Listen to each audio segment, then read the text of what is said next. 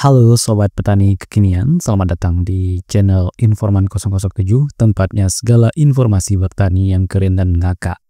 Ya, hari ini kita akan bakal ngobrolin sesuatu yang bikin tanah kita tepuk tangan, yaitu permakultur ya. Siapa sangka alam udah jadi guru bertani paling jago. Yuk kita kulik bareng gimana caranya alam menyuburkan tanah dan tanaman tanpa harus ngekos-kosan pupuk kimia. Ya, permakultur singkatan dari permanent agriculture atau permanent culture ya adalah konsep desain bertani dan pemukiman manusia yang meniru pola-pola di alam. Bisa diibaratkan kita jadi jadul lagi, belajar dari hutan alami, di mana semua sesuatu yang saling bantu-membantu. Daun gugur jadi kompos, cacing tanah jadi tukang gali andalan, serangga jadi pest control gratisan. Intinya, buang-buang sumber daya, melainkan memelihara sirkulasi energi dan nutrisi, biar sehat, lestari, dan mengundang tidur nyenyak si tanah. Ya, prinsip utama dari permakultur itu bekerja dengan alam, bukan melawan. Ya, alam itu nggak pernah ngeribetin, dia nyodokin daun, ranting, dedaunan, lalu voila jadi humus. Ya, kita tinggal tiru caranya. Yang pertama itu zones dan sektor. Ya, petakan kebun sesuai frekuensi kunjungan, tanaman yang sering dicek seperti tomat dan cabai di dekat lokasi tinggal. Tanaman-tanaman yang sering way back jadi jalannya irit tanah gasop. Ya, yang kedua itu polikultur ya, tanamlah macam-macam sayur dan bunga. Jadi kalau satu tanaman mogok, yang lain tetap seru. Lebih ramah lingkungan daripada monokultur yang hanya kayak satu DJ puterin lagu yang sama terus. Ya, bintang utamanya yaitu tentu mikroorganisme dan cacing tanah. Ya, pernah mikir nggak siapa yang sebenarnya nuduh nutrisi ke akar tanaman? Ya, jawabannya mikroba dan cacing tanah. Mereka kerja 24 jam 7 hari seminggu. Ya, mikroba memecah zat organik jadi nutrisi terlarut dan cacing tanah ngegali dan memadatkan tanah, bikin pori-pori buat udara dan air nyelip. Ya, kalau kita screenshot mereka lagi kerja, bakalan kayak tutup laptop habis coding penuh kordam nutrisi. Jadi jangan ganggu ya, biarkan mereka jadi pahlawan tanpa tanda jasa. Ya, rahasia alamnya yaitu komposasi tanpa ribet ya. Membuat kompos itu gampang. Siapkan komposter, bisa seember besar, terpal, dan lubang di tanah. Masukkan bahan coklat, yaitu daun kering dan ranting, dan hijau, sisa sayuran seperti rumput basah, dengan perbandingan 3:1. Ya, aduk sekali-sekali supaya oksigennya masuk.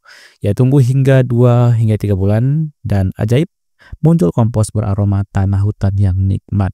Ya, triknya jangan samperin aroma busuk, itu tandanya terlalu lembab atau kurang oksigen. Layaknya meme, kompos yang baik adalah yang wangi, kayak pacar ngumpet di bioskop. Ya, mulsa selimut hangat untuk tanah ya, alih-alih biarkan tanah telanjang, kita kasih selimut alias mulsa. Ya, serbuk gergaji, jerami, dan daun kering, kulit kacang, pilih salah satu atau campur, tebarkan tebal 5 hingga 10 cm di sekitar batang tanaman. Manfaatnya, menahan air tetap di dalam tanah, menghalau gulma.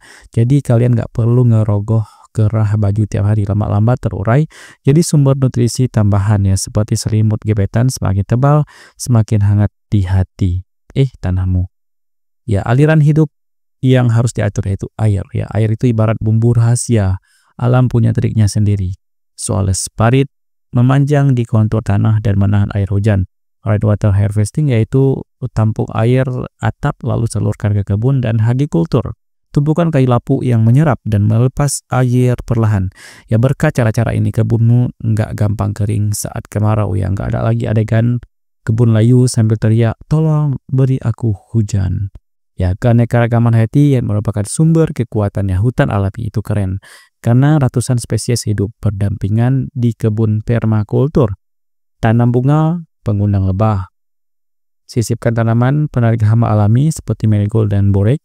Sertakan pohon buah seperti mangga dan jambu. Biarkan lapisan kanopi menaungi tanaman sayur di bawahnya. Hasilnya sistem pertanian semakin tahan banting seperti superhero yang dilatih di alam. Ya, manfaat sosial dan ekonomi ya, permakultur bukan hanya soal alam tetapi juga masyarakat. Ketahanan pangan di mana warga bisa berkebun sendiri, nggak kader, sama harga berbagai sayur naik. Ya, interaksi sosial ya, tukar bibit, belajar bareng di kebun komunitas, buka puasa bareng juga bisa sambil rembuk permakultur. Ada juga ekowisata di mana kebun permakultur bisa jadi destinasi untuk belajar sambil selfie ala influencer. Ini aku lagi nyiramin tanaman nih. sambil buat story-story Instagram. Dan tantangan dan tips, ya tentu ada tantangan, ya waktu adaptasi di mana permakultur butuh kesabaran, pengaturan ulang dan kebiasaan bertani, dan pengetahuan teknik di mana perlu belajar zonasi, humus manajemen, dan pengendalian hama yang alami. Ada tips gokilnya nih, yaitu ajak teman berkebun sambil kerja ringan.